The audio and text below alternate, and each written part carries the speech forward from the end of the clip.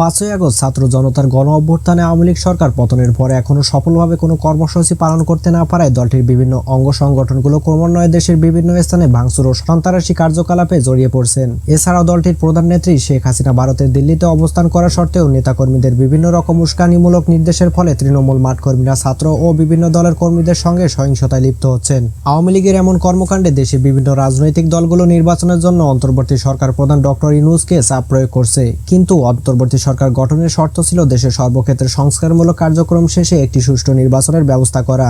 আওয়ামী লীগের বিভিন্ন ষড়যন্ত্র ও রাজনৈতিক দলগুলোর চাপের ফলে এমন অবস্থায় সরকার আইন শৃঙ্খলা পরিস্থিতি বজায় রাখতে রাজধানী ঢাকা সহ সারা দেশে 191 platoon border guard Bangladesh BGB মোতায়েন করেছেন। বিজিবি সদর দপ্তর এক সংক্ষিপ্ত বার্তায় বিজিবি মোতায়েনের বিষয়টি নিশ্চিত করেছেন। প্রিয় দর্শক, দেশের বর্তমান পরিস্থিতি বজায় রাখতে ডক্টর ইউনূসের নির্দেশে সারা দেশে বিজিবি মোতায়েন করার বিষয়টিকে আপনি কিভাবে পর্যবেক্ষণ করছেন? আপনার গুরুত্বপূর্ণ মতামতটি কমেন্ট বক্সে জানিয়ে দিন এবং আমাদের চ্যানেলটি সাবস্ক্রাইব করে পাশে থাকার অনুরোধ রইল।